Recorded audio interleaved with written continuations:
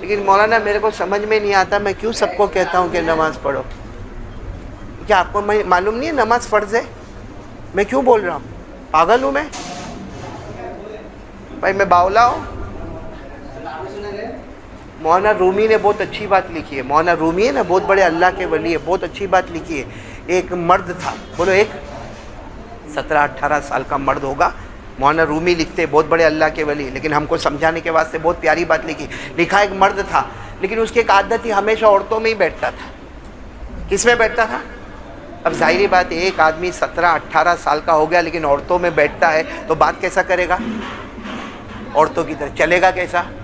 औरतों की तरह। हाँ, खाना वाना खाएगा औरतों की तरह।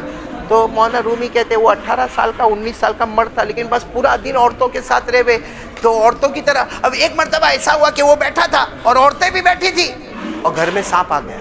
वो घर में क्या आ गया? अब औरतें घबराई, औरतों ने जोर से चिल्लाना शुरू किया, घर में सांप आया, अरे कोई बाहर मर्द हो तो अंदर आओ, अरे कोई बाहर मर्द हो अंदर आओ, आके सांप को मारो। ये भी चिल्लाता है, बाहर कोई मर्द हो तो अंदर आओ। ये भी चिल्लाता है, बाहर कोई मर्द हो तो अंदर आओ। किसी ने बोची पे जोर से मारा, कहा नालायक तू मर्द है। अल्लाह भूल गया। हंसना आया ना? अब अपने ऊपर हंसो कि मौलाना क्यों कहते हैं नमाज पढ़ो? क्योंकि तुम भी सर पे हाथ रखकर कहते हो भूल गया मुसलमान हो।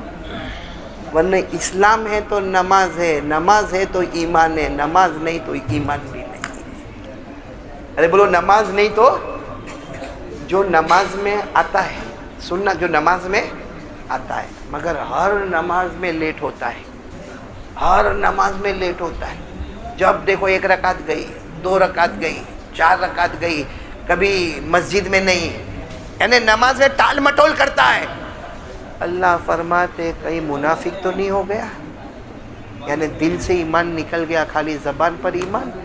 अल्लाह ने फरमाया व इज़ा क़ामू इला सलाति क़ामू कुसाला युराऊना अन्नास व ला यज़कुरूना अल्लाह इल्ला क़लीला मुज़ब्ज़बीना बैना ज़ालिक ला इलाहा उलाई व ला इलाहा उला।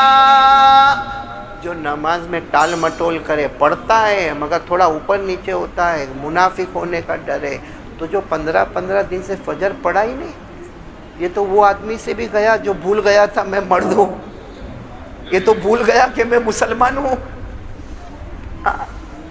घर में कुरान है और फजर की नमाज नहीं, नाम मुसलमानों का है और नमाज नहीं। मेरे दोस्तों, बाप नमाज पढ़ने जा रहा है, बेटा नहीं। माँ घर में नमाज पढ़ रही है और बेटा नहीं। तो ये तो उससे भी गया गुजरा है कि जिसको एहसास हुआ कि मैं मर्द हूँ, इसको तो एहसास ही नहीं होता कि मैं मुसलमान हूँ। मेरी बात समझ में आ रही है आप लोगों को? आज से कोई जमात वाले को आके ये बोलना सायन में नहीं पड़े कि मैं मुसलमान, कि नमाज पढ़ो। कह देने का मौलाना काय को नमाज की बातें करते हो, हम सब नमाजी है, आपको बात करने की क्या ज़रूरत है? मैं ज़ाम्बिया में था, ज़ाम्बिया नाम सुना है? तो मैंने 4-5 दिन का प्रोग्राम था। तो चौथे दिन मेरी एक आदत है कि हर बयान में दाढ़ी दाढ़ी दाढ़ी। अब चौथे दिन में गया तो एक मौलाना मेरे पास आए, कहा मौलाना 3 दिन से दाढ़ी पर बयान करते हो, अक्सर साथियों ने दाढ़ी रखने की नीयत कर ली है, अब दाढ़ी पे बयान मत करना। तो देखो कितना अच्छा लगा कि हमारा माल बेचा गया भाई। अब अगर मैं दाढ़ी पर एक बयान करता तो मेरे को खड़े होके कहता मौलाना है सब दाढ़ी वाले हैं, अब क्या करें, दाढ़ी की जगह दाढ़ा रखे। तो अगर यहाँ भी ऐसा हो जाए कि मैं बयान करने और मेरे को सायन वाले बोले मौलाना देखो तुम नमाज पे आज मत बोलना क्योंकि हमारा पूरा मेला नमाजी हो गया है, करोगे ऐसा इंशाअल्लाह? नहीं बोलो ना, करोगे नहीं इंशाअल्लाह? मेरे को बराबर याद है, मैं इससे पहले मौलाना सायन में आया था, मैंने एक फ़तवा दिया था और वो फ़तवा आज भी है। इमाम अबू हनीफ़ा का फ़तवा है, यानी हमारे इमाम का फ़तवा है कि अगर कोई नमाज ना पढ़े तो इतना मारो कि उसके बदन से खून निकले। तो अगर ये काम हम इमाम साहब को दे देवे तो यहाँ सायन वाला तो बर्दाश्त ही नहीं करे, बोले इमाम साहब छुट्टी करो, या मारने धाड़ने वाली बात काहे की। लेकिन दुनिया में मार नहीं पड़ेगी तो वहां तो पड़ेगी। वहां अभी तो जहन्नम तो आई नहीं है, ये तो कयामत का मैदान आया और जहन्नम का लोहा लगा दिया गया।